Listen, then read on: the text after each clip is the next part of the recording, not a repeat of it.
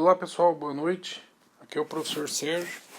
Como é de praxe nos nossos encontros, hoje eu vou dar continuidade à matéria de Física 2. Se vocês se recordam, nas últimas aulas a gente trabalhou o tema energia e energia potencial. Eu deixei uma lista de exercícios para vocês resolverem, até num próximo vídeo, num vídeo que eu vou publicar a seguir, vai ser sobre a resolução de alguns exercícios que me pediram.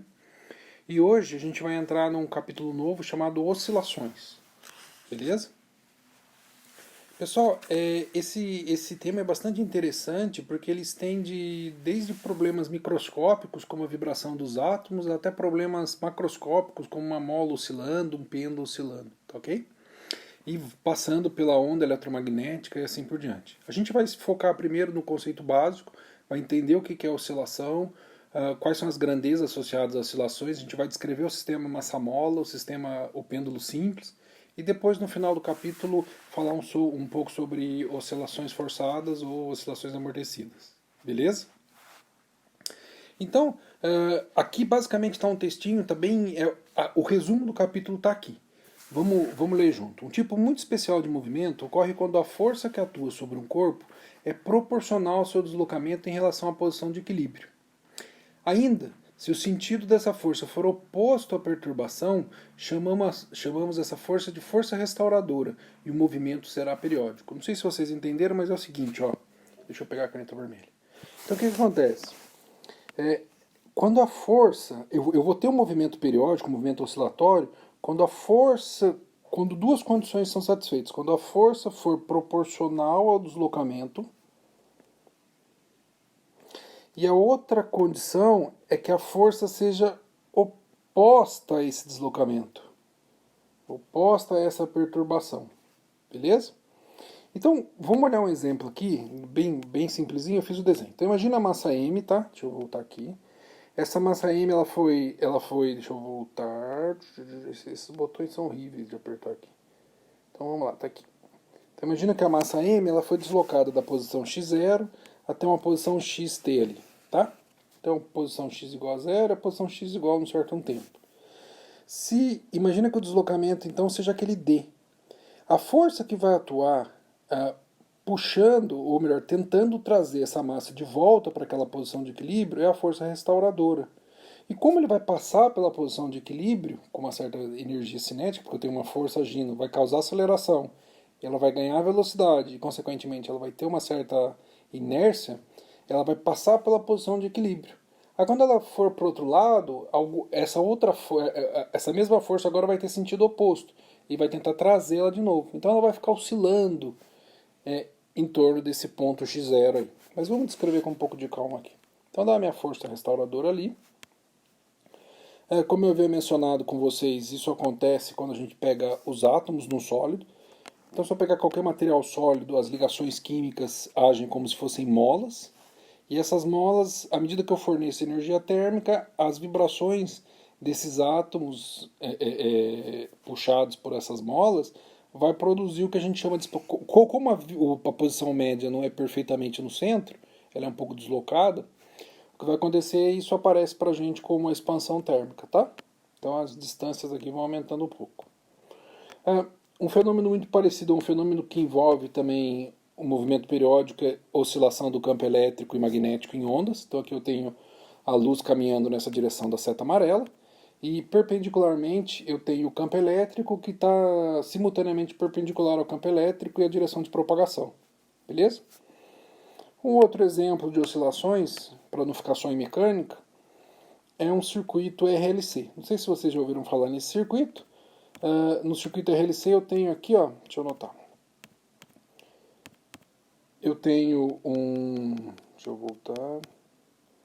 Eu tenho um resistor, um capacitor e um dispositivo que a gente chama de indutor. O indutor é como se fosse uma molinha, entre aspas, é o capacitor do magnetismo. O que vai acontecer?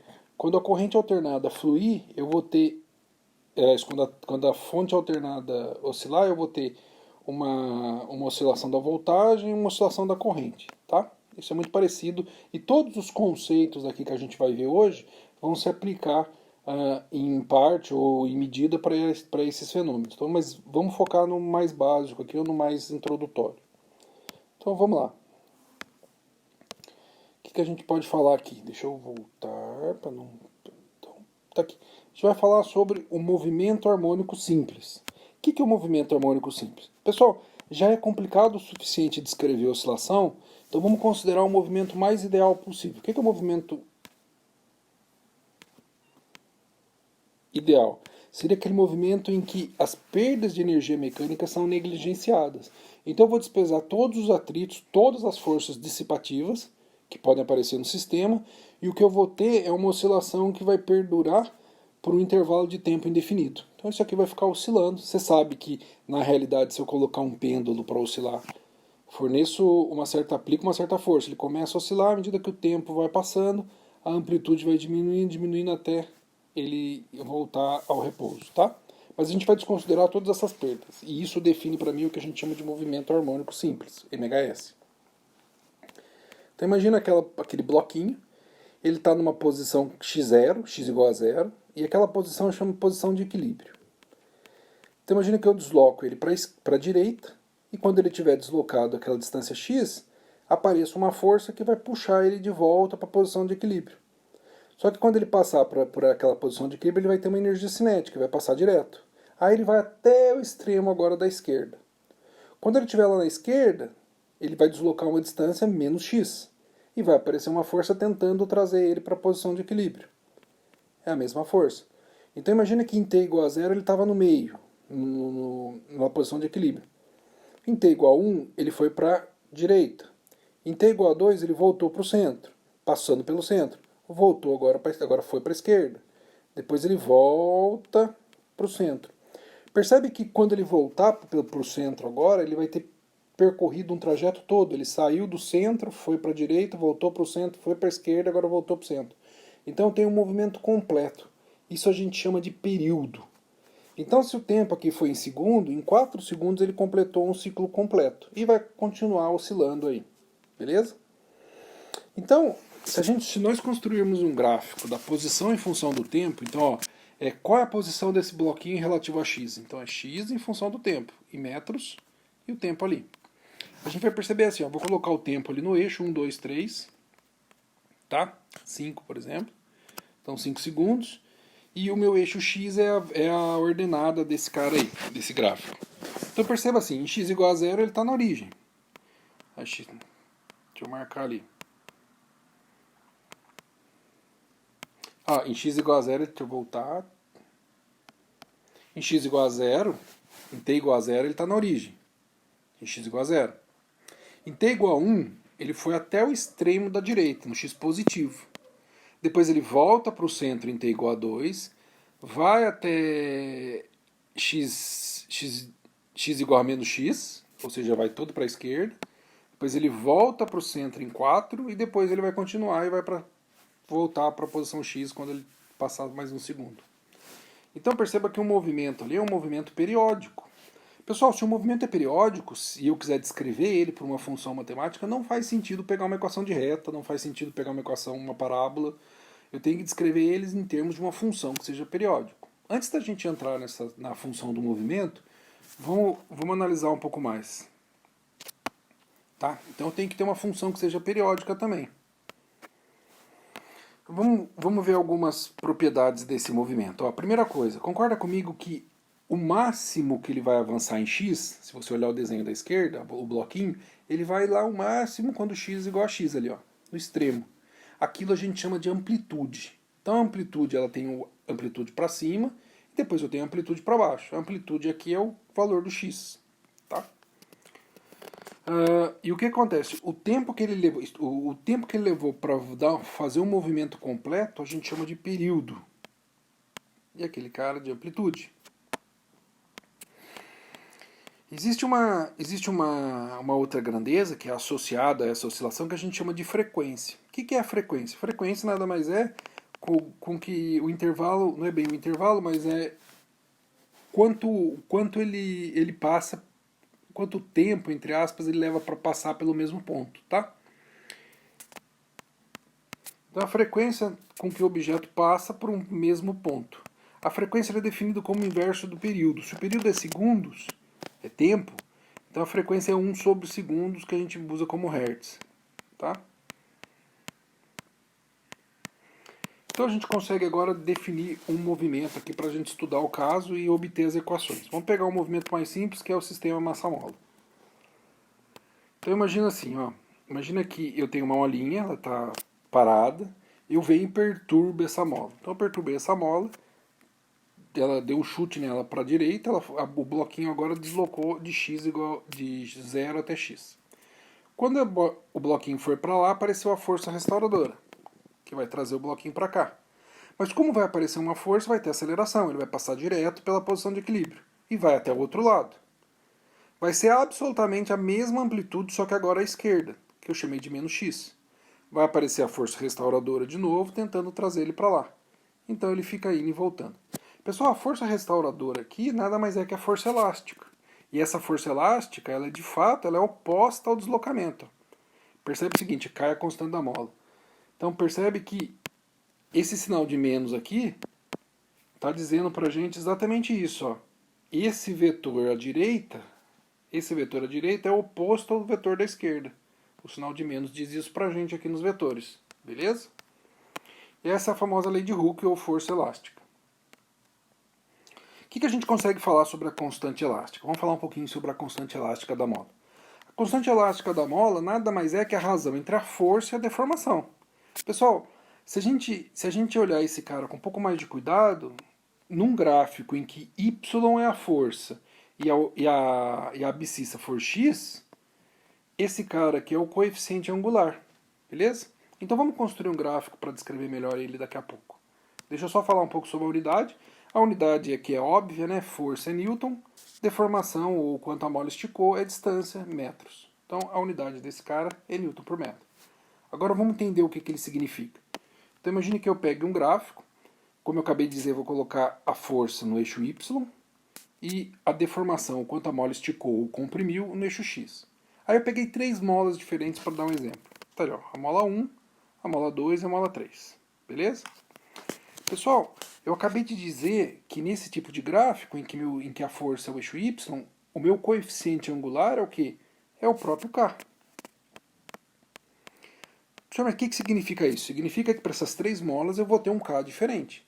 A mola 1 tem um k maior que a mola 2 que a mola 3. O coeficiente angular tem a ver com a inclinação. Beleza? Agora vamos ver o que significa isso na prática. Imagina que eu pego aquela força ali, por exemplo, uma força de 5 newtons, tá? Para as 3 molas. Percebe que esses 5 newtons aplicado à mola 3 vai fazer ela deformar toda essa distância x3. Esses mesmos 5 newtons à mola 2 vai deformar aquele x2, que é menor que x3. Agora a mola 1 vai deformar pouquinho quando submetida a essa força. Então perceba assim, quanto maior for o K da mola, mais difícil é o deformar a mola. Então quanto maior for a constante elástica, mais rígida é a mola. Beleza? Tranquilo?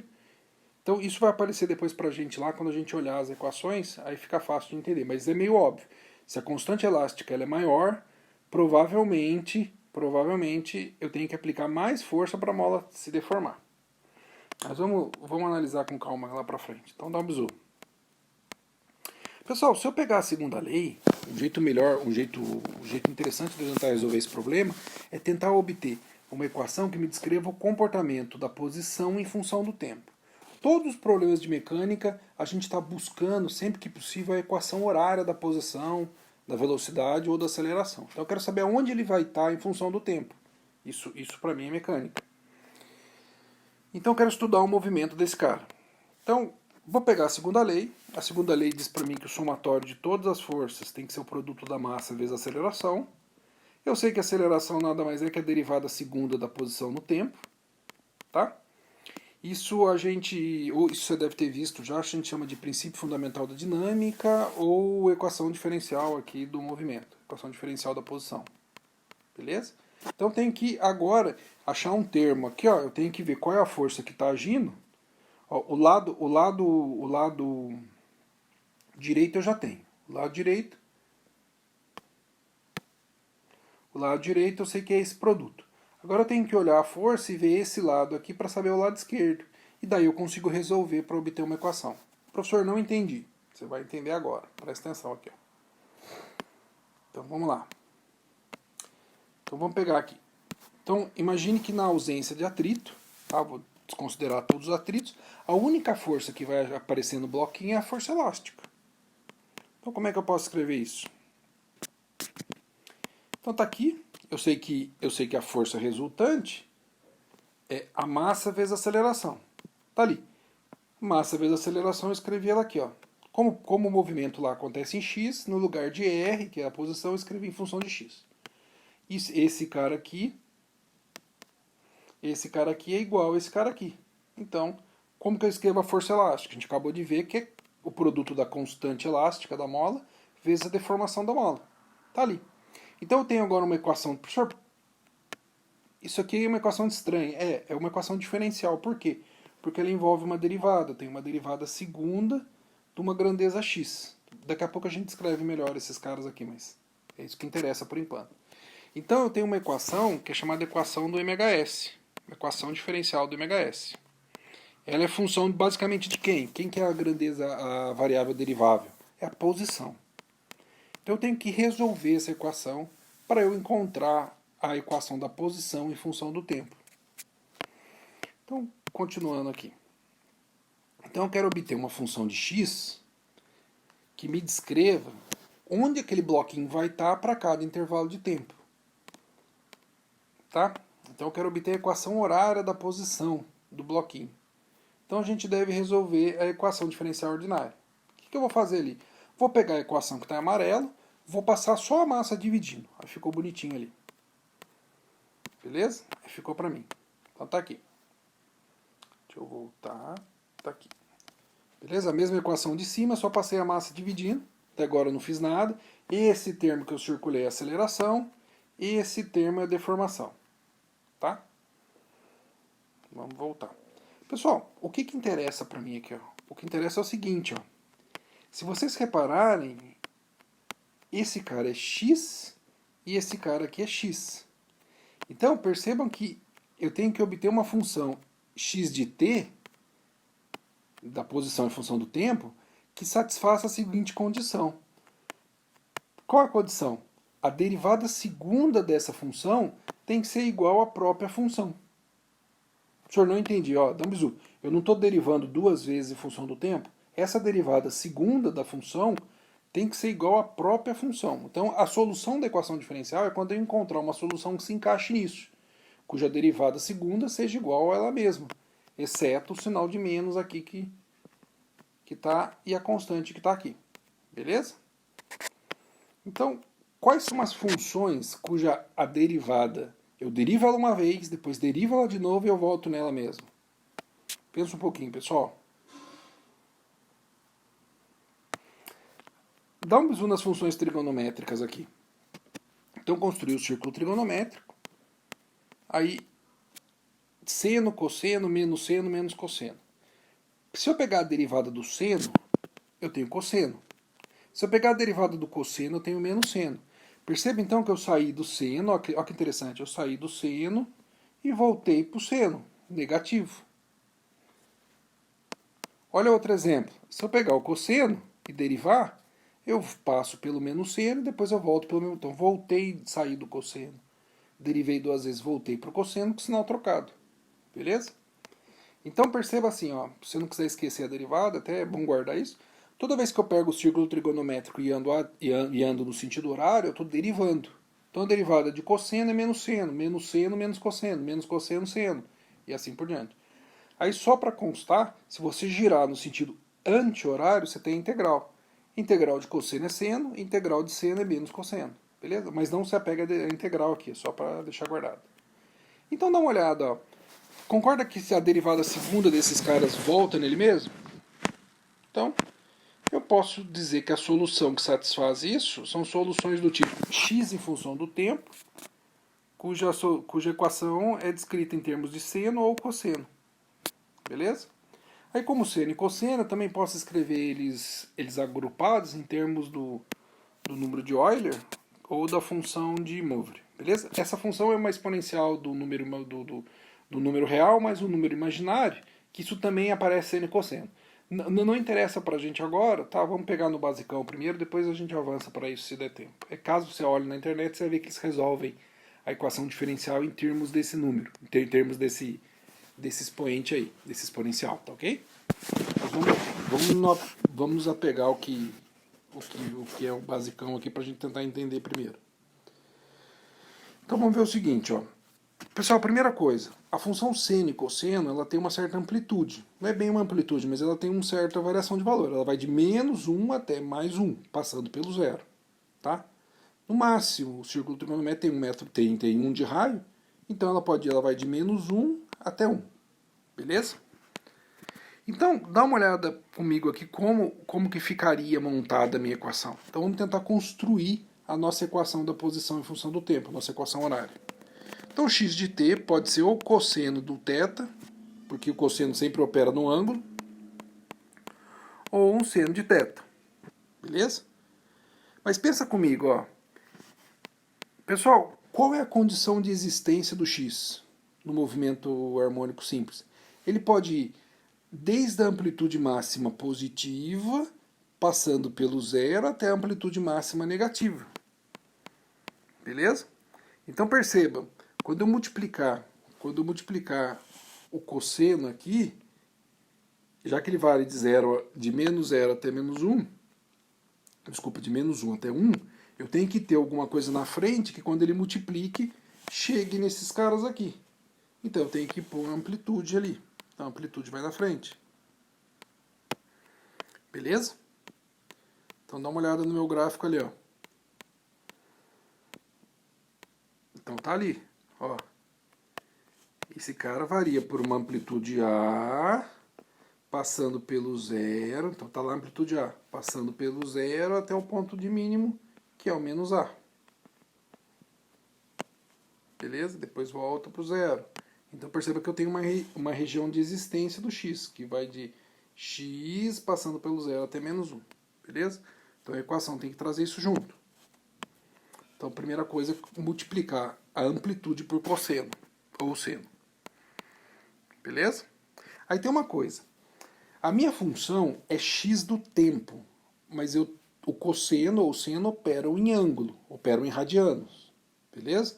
Então como que eu coloco o tempo ali? Onde é que está o tempo nessas duas equações? Não tem o tempo. Então eu preciso colocar alguma coisa dentro daquele θ, no lugar daquele θ que tenha o tempo. Então a gente pode substituir o θ por o t. Mas só o t não vai bastar, porque o θ é medido em radiano. E o tempo ali, aquele termo que vai substituir o θ dentro do operador trigonométrico, também tem que ser em radiano. Pessoal, então falta uma letra, aliás, falta uma grandeza física ali. Então tem que ser uma grandeza física que torne aquele termo da direita com a mesma unidade do termo da esquerda. Qual que é a única condição possível? A única condição possível é que seja alguma coisa em radianos por segundo. Então aquele cara obrigatoriamente tem que ser radiano por segundo. Por quê, professor? Radiano por segundo, ó, esse segundo corta com o segundo daquele tempo ali de cima e sobra só radianos, os dois lados ficam com a mesma unidade.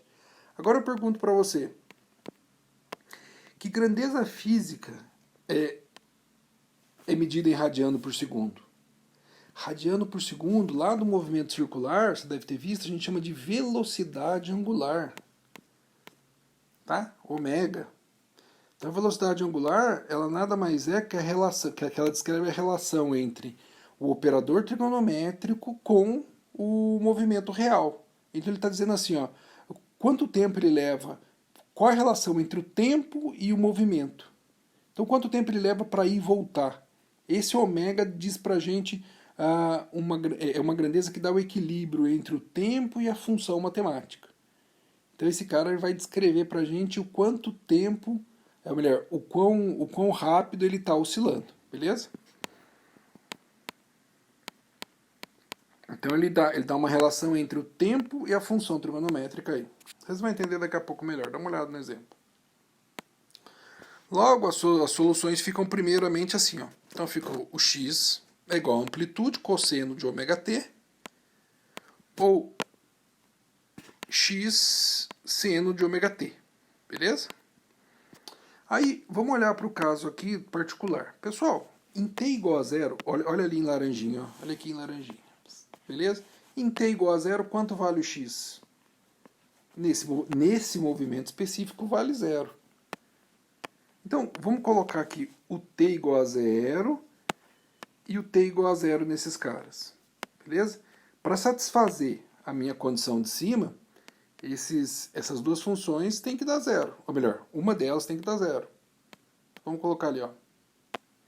Se eu colocar cosseno, se eu colocar o t igual a zero, o cosseno de zero dá 1. Então, isso não satisfaz. Então, a minha vai ficar aqui x em t igual a zero vai dar amplitude. Não é o caso aqui. Beleza? O movimento partiu na origem. Então, esse aqui não satisfaz o meu movimento. Agora, olha o outro ali, olha o seno. Se eu colocar o t igual a zero, seno de zero dá zero. Então, 0 vezes a dá zero. Beleza? Essa aqui satisfaz. Por quê? Porque o x de t igual a zero vai ser igual a zero, como está no gráfico ali. Beleza? Então, essa satisfaz a minha condição inicial aqui. Então, vou escrever aqui, no primeiro momento, eu vou rabiscar a função seno.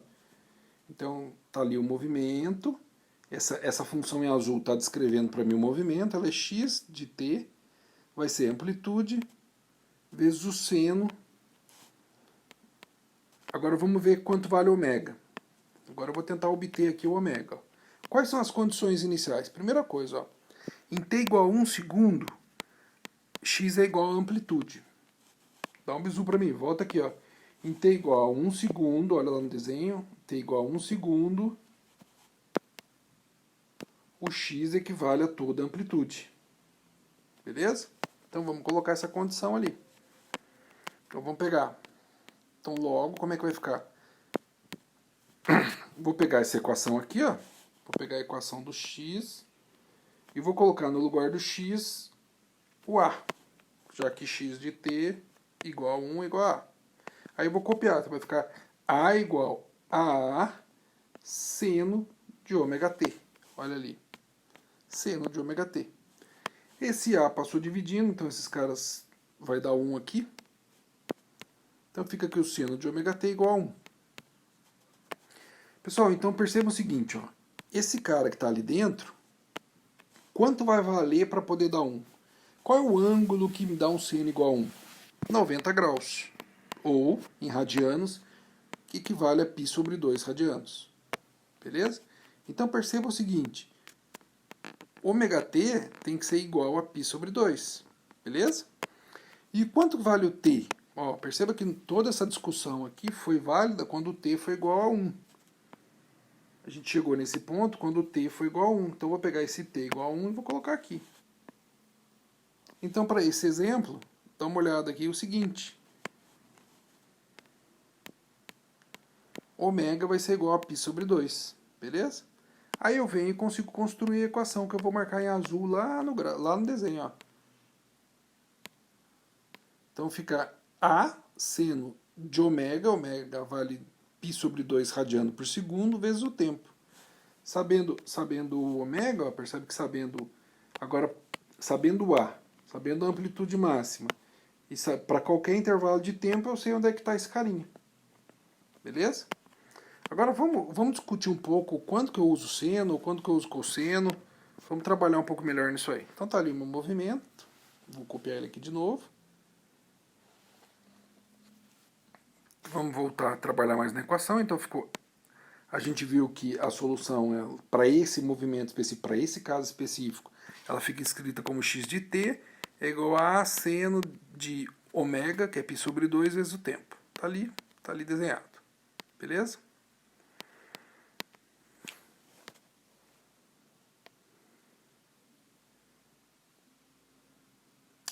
Agora a pergunta é, será que eu poderia escrever essa função em termos do cosseno? Então, a gente viu que não satisfaria, mas vamos ver um negócio aqui. Não satisfaz por quê? Dá uma olhada na função cosseno lá, pessoal. Está em laranja no desenho agora.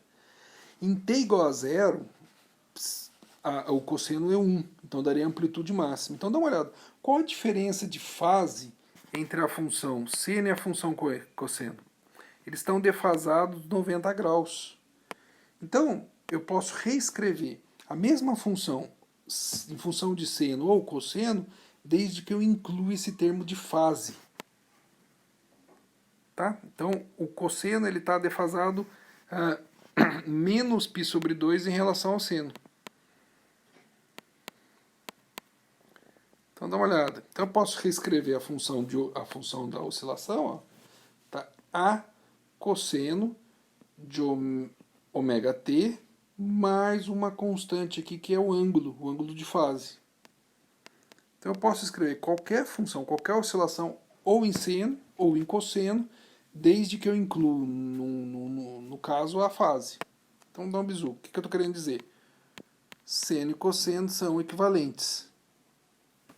Deixa eu mostrar uma coisa para você. Do seno para o cosseno, é só eu somar uma fase π sobre 2, já que o seno está avançado em relação ao cosseno. Do cosseno para o seno, ela vai estar atrasada. Ó. Percebe que agora do cosseno para o seno ela está atrasada? Então é menos π sobre 2. Beleza?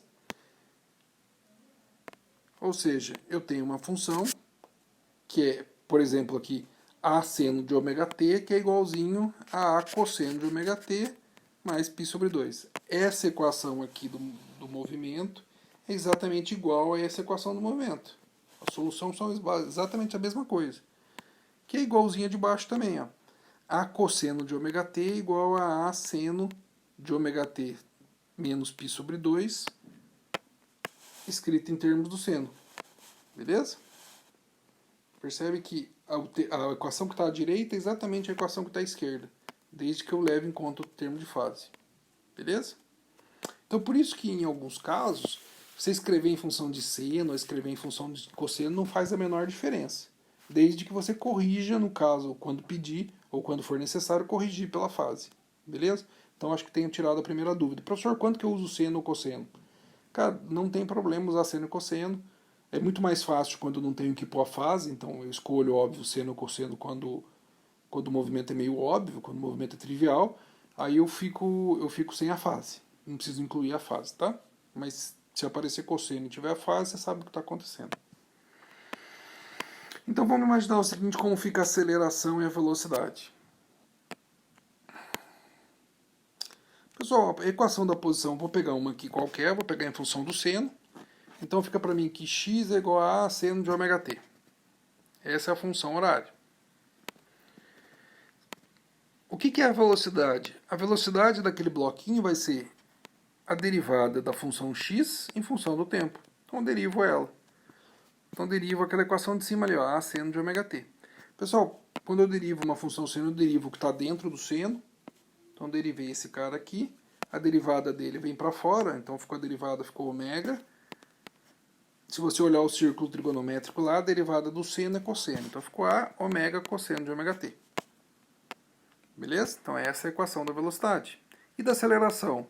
A aceleração é a derivada da função velocidade pelo tempo. Então vou pegar a equação de cima ali e vou derivar. Ó. A amplitude vezes ômega vezes o cosseno de ômega t. Então o que eu vou fazer? De novo eu vou derivar o termo de dentro. Vai sair o ômega e vai multiplicar o ômega de fora com o ômega de dentro, vai ficar ômega ao quadrado. O A já estava de fora, está ali o Azinho, que vem lá da primeira equação. Derivada do cosseno é menos seno, então está ali. E copia o termo que está do lado de dentro. Então, essa equação aqui é para aceleração. Beleza? Então, eu tenho uma função para posição, para velocidade ou para aceleração. Aqui elas estão escritas em função do seno, cosseno e seno. Mas elas podiam ter sido escritas todas no seno, ou todas no cosseno, ou seno, ou cosseno, seno, desde que eu corrigisse pela fase. Guarda bem isso. Então vamos ver aqui graficamente como é que ficaria. Então eu vou construir um gráfico da posição em função do tempo. Está ali x em função de t, está ali. Beleza? Então em t igual a 0, a gente viu que o seno fica melhor quando o movimento parte da origem. Está ali, seno. Agora da velocidade, ó. Agora perceba que a velocidade, eu vou fazer um asterisco aqui na frente, fazer uma seta aqui na frente. Ó. Se a posição está em seno, a velocidade na primeira derivada de cara vai ficar em função do cosseno. Beleza? Então tá ali. Vou escrever ela aqui, ó. Está ali em laranja. Já vou discutir o significado deles aqui, pessoal. Agora, olha a aceleração lá embaixo. Estou plotando o gráfico da aceleração. Percebe que ela é negativa, então ela é oposta à posição. Beleza? O que interessa pra gente? Dá uma olhada. Não sei se você vai conseguir enxergar, mas... dá um bisu.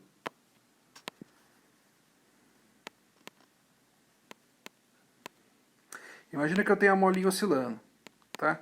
X igual a zero. Em x igual a zero, quanto vale o x? Olha lá na posição. O primeiro gráfico que eu circulei em vermelho. Vale zero. A velocidade nesse ponto ela é máxima ali, ó. A velocidade aqui é máxima. Ó. Vou marcar em vermelho lá. Ó. A velocidade aqui é máxima. E a aceleração ela vale quanto? Ela vale zero. Aceleração igual a zero. Beleza? Então percebe que quando o bloquinho está no meio, e é por isso que você já deve ter visto isso, quando o corpo está no meio da oscilação, está no meio da posição de equilíbrio depois que começou a oscilar, ele está com a maior velocidade possível. Vai ser naquele ponto em que ele só tem energia cinética. Aí ele foi indo para a direita agora. O que vai acontecer? Vamos seguir o caminho. Ele vai chegar lá no extremo, ou seja, na amplitude A. Quando ele chegar na amplitude A, o x vai ser A lá, ó, x igual a A. A velocidade ele vai parar, então antes dele mudar o sentido do movimento ele vai parar. Então v igual a zero. E a aceleração aqui vai ser máxima, mas vai ser negativa. Por que negativa? Porque o deslocamento está para a direita, mas a força agora vai apontar para a esquerda. Olha a força ali, ó. Então a aceleração está na mesma direção da força. Percebe? Então está aqui a aceleração. Aí ele vai voltar. Aí ele vai passar pelo meio de novo. Quando ele passar pelo meio de novo, ó, x é igual a zero. A velocidade agora ela é máxima, mas é negativa, porque a direção agora está para lá, está para a direção para a esquerda. E a aceleração aqui no meio vai ser zero. Tá ali. Até que ele chega lá no extremo. Tá ali. Quando ele chegar no extremo, o x é igual a menos a. Então olha lá no gráfico, lá, o x igual a menos a. Ó. Vou marcar uma bolinha lá, ó, x igual a menos a. Quando ele chegou lá no extremo de novo, ele parou, cessou o movimento. E agora a força vai aparecer para a direita. Então a aceleração máxima vai aparecer naquele ponto. Tá? Então, a aceleração é máxima e é positiva. Beleza? Então tá aí o movimento MHS. A relação entre as grandezas posição, velocidade e aceleração. Mas a pergunta que fica é o seguinte: lá atrás, professor, o senhor disse da constante elástica, mas ela não apareceu aqui nas equações. É óbvio que uma mola macia vai oscilar de uma forma diferente de uma mola mais rígida. Como que isso aparece? Uma massa mais pesada vai oscilar de uma forma diferente em relação a uma massa mais leviana. Então como é que vai ficar isso? Então a pergunta é: a massa do bloco e a constante elástica não aparecem nas expressões? Pessoal, elas aparecem, a gente que não está conseguindo ver. Deixa eu mostrar por que a gente não conseguiu ver. Dá uma olhada. Vou pegar a função x de t igual a seno. Agora estou escrevendo da forma mais geral possível. Estou pondo o φ aqui para ser válida para qualquer função. Então ficou ó, a seno de ômega t mais φ. Essa aqui qualquer oscilação está descrita aqui. Por quê? Porque quando eu ponho φ, se ela fosse em cosseno, agora ela é corrigida por esse φ. Então, derivei uma vez. Como o φ aqui, ó, professor, por que o φ vai sumir? Porque o φ não tem t. Quando você derivar esse cara aqui, como ele não tem t, ele some. Então, ficou a mesma coisa da anterior, só que agora é derivado do seno e cosseno. Aí derivo mais uma vez. De novo, esse cara não tem t, vai ficar só a equação que a gente já viu. Seno de ômega t mais φ. Então, tá ali, ó. Posição, velocidade e aceleração na forma mais geral. Dá um bisu no que eu vou circular agora. A seno de ômega t mais φ. Aquele termo que eu circulei é exatamente a função de cima. Então eu posso escrever que a aceleração ela é menos ômega ao quadrado vezes a função x de t. Não sei se você entendeu. Ó. Esse termo que está aqui, ó, circulado, é exatamente o que está escrito aqui em cima. Só sobrou esse cara e o sinal de menos na frente.